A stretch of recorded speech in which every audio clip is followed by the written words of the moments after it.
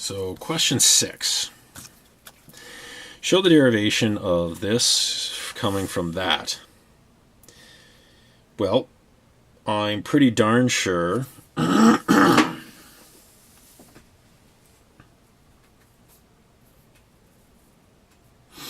probably have that in your notes already. And then this one says graphically do this to solve for delta H. Well, we could take a look at this in question 6.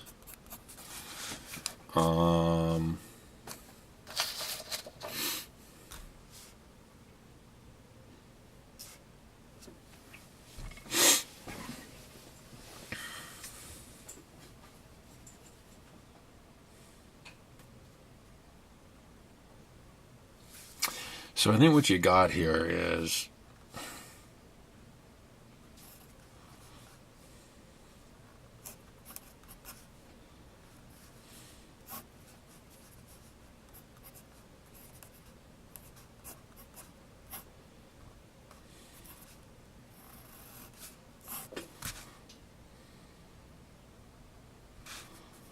something like that. It doesn't matter too much. So this is...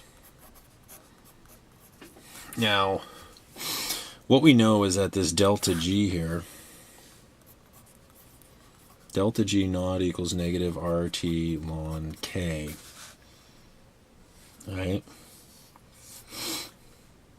Delta G. So we know that. So we're going to put this stuff in place of that.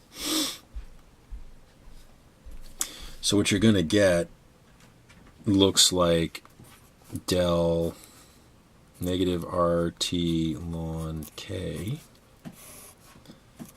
del T. Oops. This, I got to try not to be so messy here. This is one way of writing it. That entity would be minus RT ln K over T.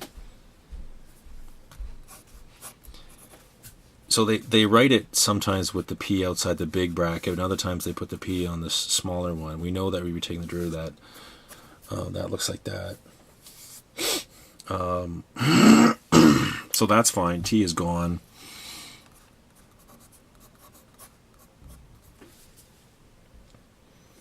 And this one, this is normal delta H. So we'd almost have to say if we're at STP conditions, that delta H all of a sudden gets a naught, right? So you almost have to say if we're conducting something at standard conditions, it's not STP, it's standard. And what that means is the pressure has to be 1 bar or 1 atmosphere. So if we're at standard conditions, technically standard conditions is officially just the pressure stated. This question's saying we're going to change the temperature and watch what the equilibrium constant does. But this is stating that we're specifying a value of pressure and hold it constant. So let's assume if it's standard, it's 1 bar, which means the delta H gets the naught.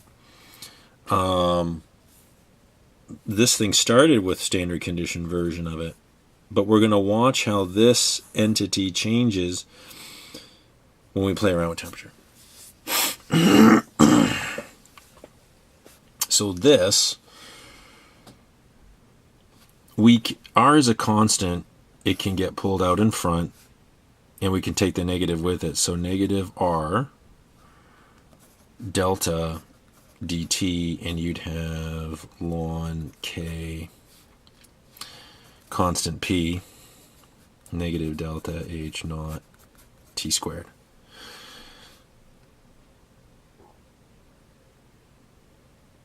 So 2 negatives cancel, and you're going to get basically del ln K del T constant pressure. R gets over here, and that's naught. Is that what we want?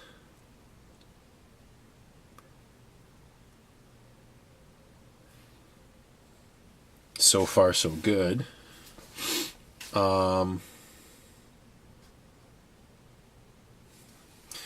So we're not out of the woods yet.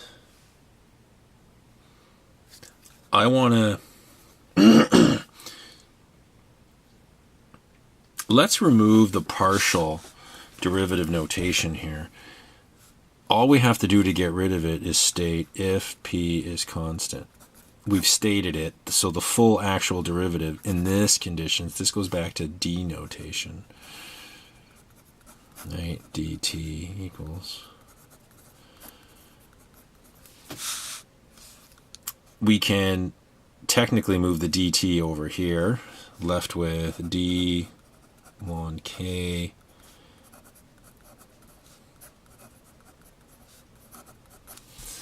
Now, what we have found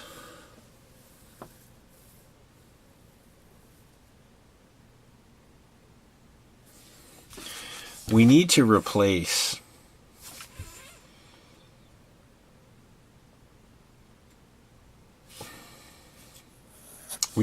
this because the derivation is asking us to turn this into that. So one of the calculus tricks is to say what happens if I was to take the derivative of this, which is technically t to the minus 1 with respect to dt. And if you do that, it becomes negative t to the negative 2, which equals negative 1 over t squared. T to the negative 1 is that. So d 1 over t equals negative 1 over t squared dt. So clearly you see here dt over t squared. So this right here is this. The only difference is a negative. So I can replace all of this with a d 1 over t, but I need a negative put in. So I can put negative r d1 over t.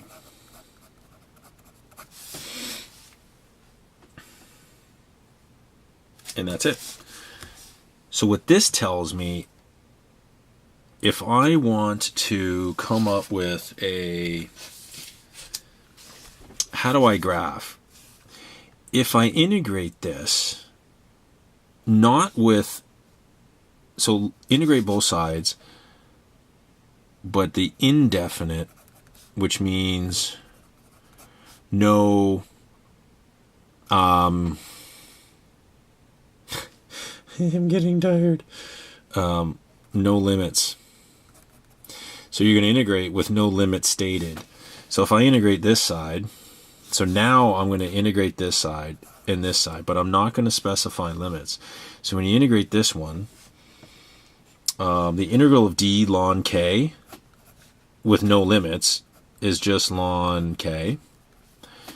If I had limits, like ln k1, ln k2, it would be ln k2 divided by k1. But without the limits, it's just whatever the integral of that is, ln k. This side, if we assume this is constant, you're going to integrate d 1 over t. That would be like somebody saying, what is the integral of dx? It just is x. So the integral of d1 over t is just 1 over t. So you're going to get over r 1 over t plus c, some constant, right? Indefinite. So what this looks like to me is if we call this y-axis, call that the x-axis, this entity will be the slope. So if I graph the ln of k versus 1 over t, whatever, if I get a straight line relation, which I should, the slope of that straight line graph will be minus delta h over naught over r. and if I'm not mistaken, and when you do that graph, when you do this graph, the ln of k,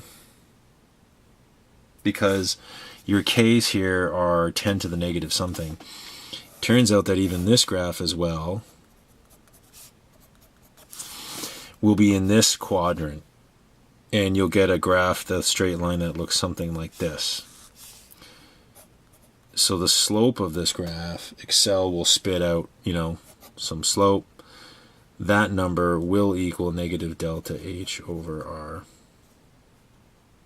And you know R, you know this number, you solve for delta H. Right? This one comes out to a negative number.